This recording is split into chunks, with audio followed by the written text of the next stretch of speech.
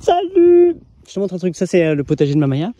Et je veux te montrer un petit peu comment on cultive, mais rapidement. Donc en gros, on a quand même, tu vois, donc tu vois quand même les lignes là, tu les vois les lignes de maraîchage. Donc ça c'est des espaces de terre qui sont beaucoup plus nourris, d'accord, on porte une particulière attention, on vient vraiment la nourrir avec intention, on lui fait des cadeaux et on la cultive. Et c'est dessus où on cultive des choux, des carottes, des radis, des betteraves, des trucs, et ça tourne, ça tourne. Donc sur ces lignes-là, elles sont permanentes, donc on vient, on les nourrit. À côté, sur tous les trucs, on met du BRF, donc du broyat, on met de la paille, on met ce qu'on trouve, et ça reste nos chemins. Donc on a vraiment délimité, maintenant c'est comme ça. Sauf que sur ces chemins, il y a plein de plantes qui ont envie de pousser, qui arrivent quand même, tu vois, il y a des bourrages, il y a du trèfle, il y a du rumex, il y a de l'oseille, il y a du gaillet, il y a la laitue vireuse, il y a du chien-dent, il y a plein de trucs, tu vois. Donc il y a même des tomates, des petits pieds de tomates, tu vois, des petits pieds de tomates comme ça qui ressortent, tu te dis qu'est-ce que tu fais là? Bref, il y a plein de choses. Donc moi j'ai pas envie de trop désherber ces allées, j'ai quand même envie de marcher dedans et de cueillir, parce que moi toutes ces choses-là, je peux les récolter, les cueillir. Maintenant, il faut trouver quand même un équilibre entre des allées comme ça beaucoup trop denses qui prennent sur sur ces planches. Donc j'essaie quand même de contrôler, etc. Et sinon, ça me fait une récolte. Je viens, je passe un coup de tondeuse, je coupe, et ça me fait du mulch immédiatement. Donc une récolte de tout ça que je remets en mulch à côté, qui renourrit de façon perpétuelle. Je l'ai pas tuée, elle est là, elle continue à vivre, et je continue à nourrir par le dessus. Donc tu vois, j'entretiens un petit peu comme ça. Donc ça reste semi-sauvage. C'est-à-dire que les sauvages, ils ont quand même le droit d'exister, de kiffer leur rythme, de la racine. C'est-à-dire qu'il y a même des ronces, tu vois, qui vont sortir. Quelques temps, ils vont rester, puis à partir d'un moment, je vais dire, ah, désolé, toi, je te coupe. Mais là, boum, il y a un arbre. Il y a plein de petits arbres comme ça partout, tu vois, qui sortent. Il y a plein de trucs, des trucs comestibles, des bleds, des machins qui sortent un petit peu partout. Et j'essaie de les respecter, de respecter leur cycle au maximum. Par exemple, une petite bled qui était là, tu vois, bon, qui est toute petite. J'ai dû cueillir quelques feuilles dessus, c'est pas grave. Mais là, elle est montée. Bon, je la laisse le plus longtemps possible. Elle me gêne pas. J'arrive à faire le contour. Et à partir d'un moment, elle va se coucher. Là, c'est des navets qu'on n'a jamais mangés. Tu vois, donc ils sont là, c'est des gros navets. Là, ils sont tout. Ah, tu n'as pas envie de les manger maintenant. Mais ils ont fait, tu vois, ils sont montés, ils ont fait leurs fleurs, ils ont fait leurs graines, et tout ça, c'est plein de graines de navets, donc que je vais pouvoir planter. En attendant, c'est blindé de pucerons, tu vois, dessus. Les gens en profitent, c'est cool, tout le monde en profite, c'est superbe. Donc parce que je l'ai laissé, il y a la vie qui continue, il y a des chenilles, il y a des araignées, il y a des machins, c'est cool.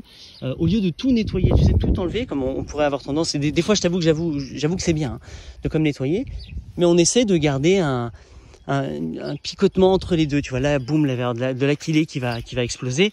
L'aquilée, j'en ai blindé partout, tu vois. C'est pas dans le potager que je la veux, mais si, super, vas-y, t'es la bienvenue. La bourrage, pareil, là-bas, les petits choux chinois, les trucs, les fleurs, et donc ça, tu vois, ça tourne avec plein de choses. Il y a des taupes, salut les taupes, vous avez le droit d'être ici, c'est cool. Il y a de la pâquerette, il y a la petite oseille comme ça que tu manges, il y a des cosmos, il y a des tournesols, il y a encore plein de trucs que je peux piocher, tu vois. Donc c'est à différents stades. C'est pas tous des jeunes bébés plantes. Il y a des courgettes, des tomates, des trucs comme ça. Il y a des petits, il y a des vieux, il y a des bébés, il y a des nourrissons, il y a des anciens, il y a des vieux, des grands maîtres qui sont là, des arbres. Il y a des systèmes beaucoup plus périns qui sont là, donc toutes les framboises qui s'installent, les fraises juste derrière, de la rhubarbe, du souci, des plantes médicinales, des moments où je laisse en friche et des moments où je vais venir couper, récolter tout ça, ça va retourner en mulch. Enfin, tu vois, ça fait plein de respirations. Tout ça, c'est des betteraves qui vont un jour mettre magnifique et super cool.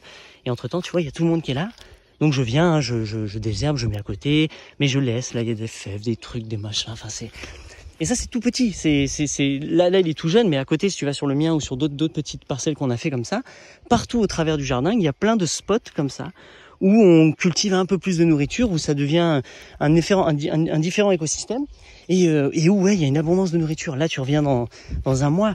Les courgettes, elles sont immenses, tout est rempli, ça dégueule de courgettes partout, c'est magnifique, les tomates, tout blindé, les haricots, les trucs, ça tu le revois plus, c'est recouvert de plantes, enfin c'est génial, tu vois.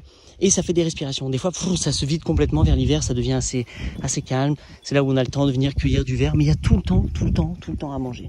Donc tout le temps, là, je peux manger, il y a énormément à manger. Après, c'est fade. Bon, il y a des patates là-bas, il faut attendre quelques mois, ou un ou 2 mois pour les patates, ou 5 mois. Donc ouais, c'est relou là, si je voulais des patates maintenant tout de suite, là, ouais, non, je peux pas. Enfin, je pourrais, mais ça sert à rien. Donc j'attends, je suis patient. Donc je mange beaucoup de verre, beaucoup de chlorophylle, beaucoup de plantes juteuses en ce moment, tu vois. C'est un petit peu ça, l'alimentation, j'ai l'impression qu'elle se calibre en fonction de ce qui pousse au moment là, tout de suite.